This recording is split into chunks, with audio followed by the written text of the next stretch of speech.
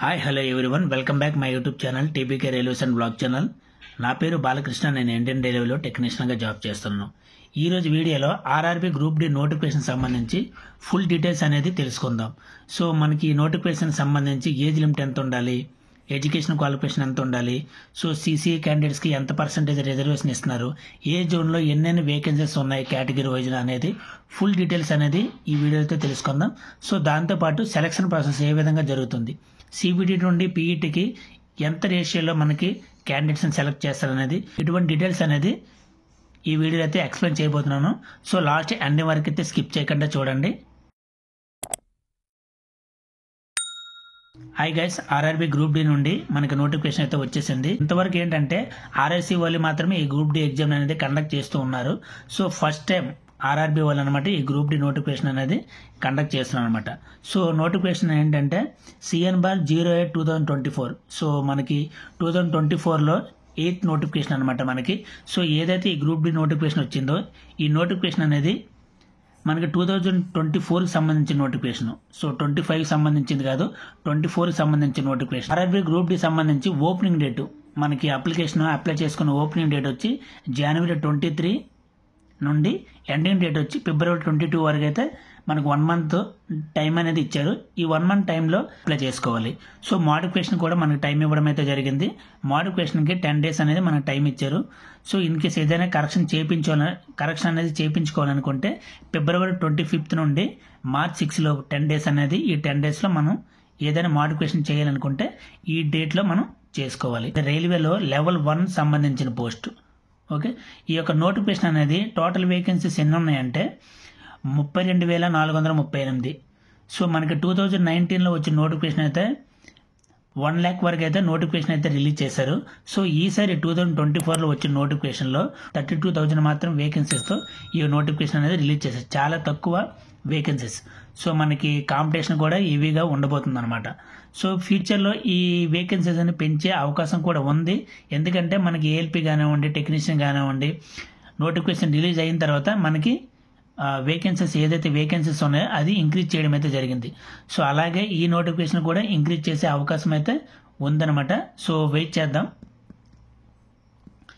So ఈ పోస్ట్కి, group D పోస్ట్కి ఏజ్ లిమిట్ ఎంత ఉండాలంటే 18 సంవత్సరాల నుండి 36 సంవత్సరాలు అయితే ఉండాలి.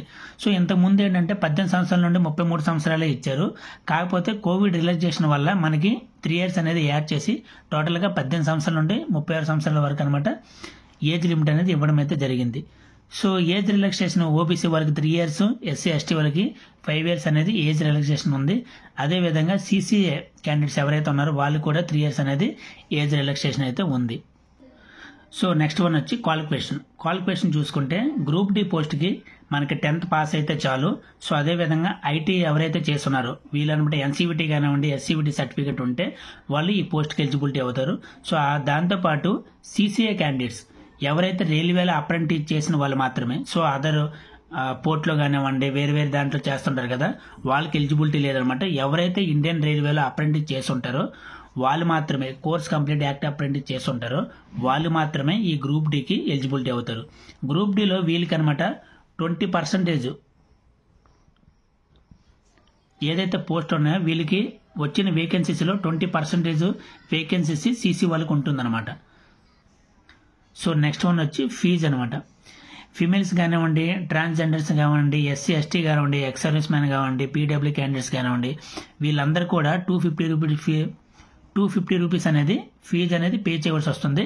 ఆఫ్టర్ సిబిటీ కంప్లీట్ అయిన తర్వాత వాళ్ళకి ఫుల్ రిఫండ్ అనేది వచ్చేస్తుంది అనమాట. So UR and OBC candidates ఎవరైతే ఉన్నారో వాళ్ళు 500 అనేది ఫీజు అనేది పే చేయవలసి వస్తుంది. ఈ ఫీజు అనేది ఆన్లైన్లో అప్లికేషన్ పెట్టేటప్పుడు ఆన్లైన్లో మాత్రమే పే చేయాలి.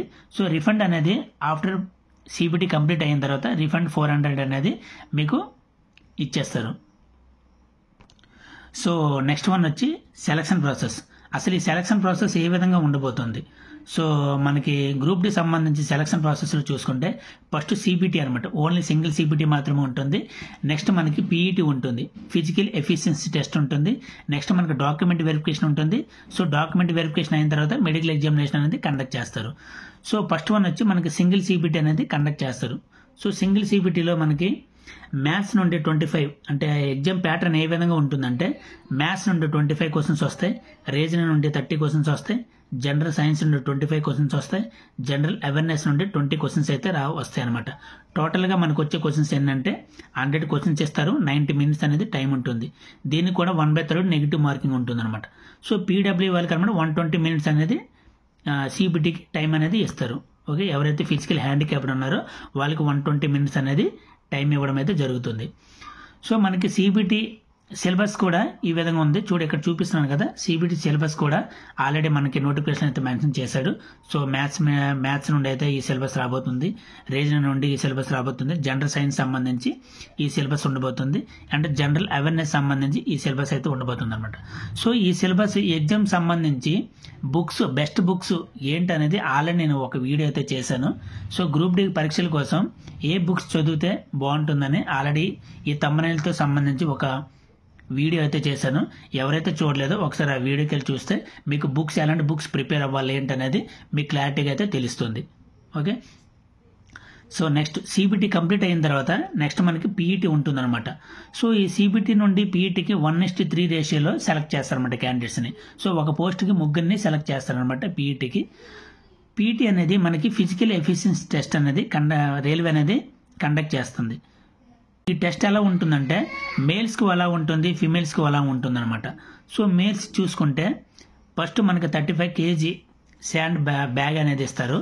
సో అది పట్టుకొని మన 100 మీటర్స్ 2 minutesలో రీచ్ అవ్వగలగాలి. స్ట్రైట్గా ఇస్తారనమాట. సో మనకి టర్నింగ్స్ ఏముండవు, ఓన్లీ స్ట్రైట్ వే ఇస్తారనమాట.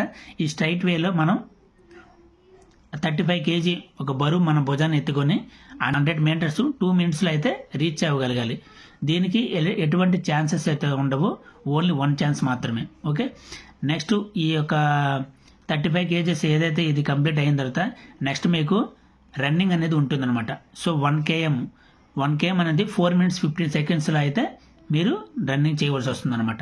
సో ఈ పీఈటీ అనేది only physical only qualifying nature మాత్రమే. దీంట్లో మెరిట్ అలాంటివి ఏమి ఉండవు, జస్ట్ క్వాలిఫై అయితే మాత్రం చాలు. సో ఫీమేల్స్ చూసుకుంటే 20 kg వెయిట్ అనేది బ్యాగ్ అనేది మనం భుజం పైన పెట్టుకొని 100 మీటర్స్ 2 minutesలో అయితే రీచ్ అవ్వగలగాలి. వీళ్ళకి కూడా ఎటువంటి ఛాన్స్ అయితే ఉండదు. నెక్స్ట్ 1 km రన్నింగ్ అనేది 5 minutes 40 secondsలో అయితే వీళ్ళు కంప్లీట్ చేయాలి. సో చేసినట్లయితే ఈ పీఈటీ అనేది వాళ్ళు క్వాలిఫై అయినట్లు. పీఈటీ అయిన తర్వాత మనకి షార్ట్ లిస్ట్ అనేది రిలీజ్ చేస్తారనమాట. సో మెరిట్ లిస్ట్ అనేది రిలీజ్ చేస్తారు, ఫైనల్ మెరిట్ లిస్టు. ఈ ఫైనల్ మెరిట్ లిస్ట్లో 1:1 రేషియోలో డీవీకి అనేది పిలుస్తారు అనమాట. సో ఇక్కడ ఏంటంటే ఒక పోస్ట్ ఒక పర్సన్ మాత్రమే డీవీకి పిలవడం జరుగుతుంది. సో డీవీ కంప్లీట్ అయిన తర్వాత మీకు మెడికల్ ఎగ్జామినేషన్ అనేది కండక్ట్ చేస్తారు.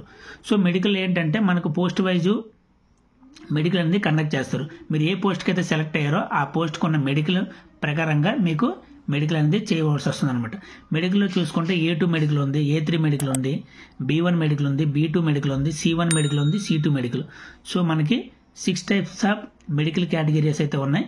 సో నెక్స్ట్ వచ్చి మనకి సిసి ఎవరైతే ఉన్నారో course complete act apprentice candidates ఎవరైతే ఉన్నారో, సో నెక్స్ట్ వచ్చి ఎక్స్ సర్వీస్ మ్యాన్ ఉన్నారు కదా వాళ్ళు, ప్లస్ పీడబ్ల్యూ క్యాండిడేట్స్ ఎవరైతే ఫిజికల్ హ్యాండిక్యాప్డ్ ఉన్నారో వాళ్ళకి ఓన్లీ సిబిటి మాత్రమే రాస్తారు. సిబిటి రాసిన తర్వాత పీఈటీ అనేది వీళ్ళకి ఉండదన్నమాట.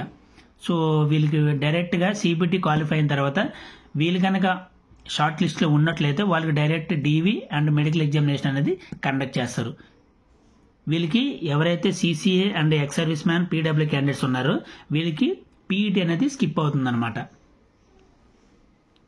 సో అదేవిధంగా ప్రెగ్నెంట్ లేడీ ఉంటారు.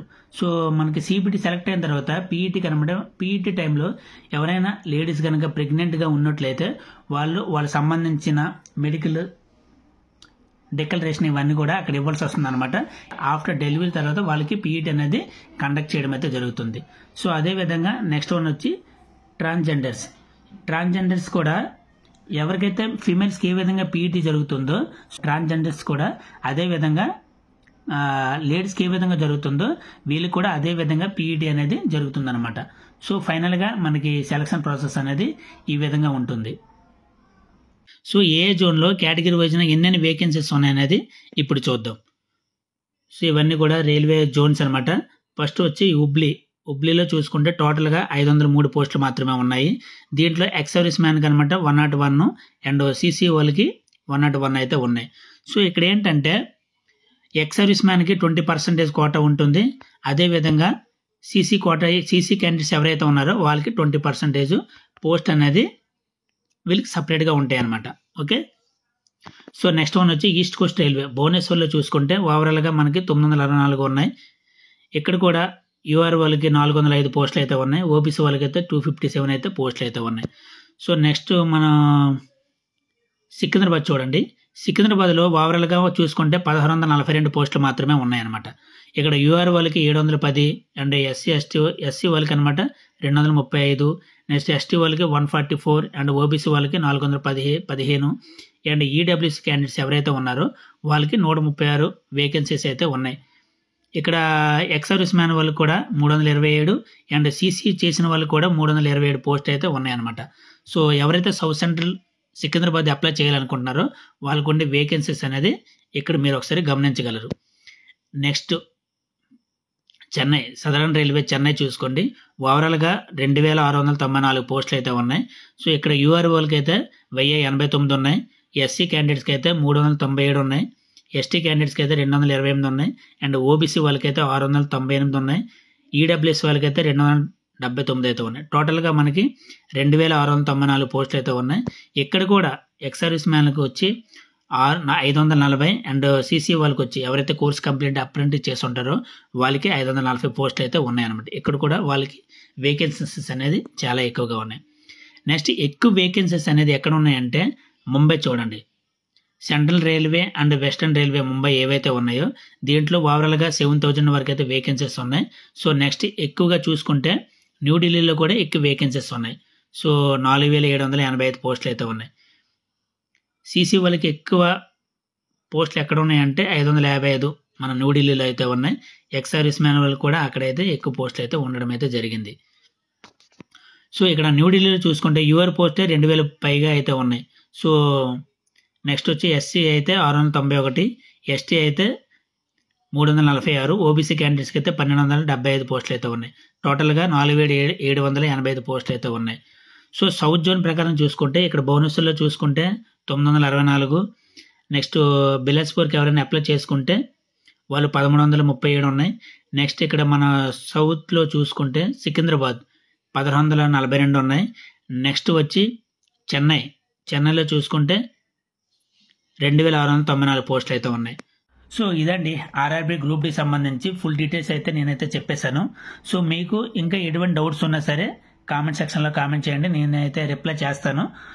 సో నెక్స్ట్ వీడియోలో పోస్ట్ ప్రిఫరెన్స్ అనేది ఏ విధంగా ఇవ్వాలి, ఎలా పెట్టుకోవాలి అనేది ఒక వీడియో అయితే నెక్స్ట్ నేను అప్లోడ్ చేయబోతున్నాను. మీకు కనుక ఈ వీడియో నచ్చినట్లయితే ఒక లైక్ చేయండి. ఇంతవరకు మన ఛానల్ ఎవరైతే సబ్స్క్రైబ్ చేసుకోలేదో సబ్స్క్రైబ్ చేసుకోండి. Thank you all.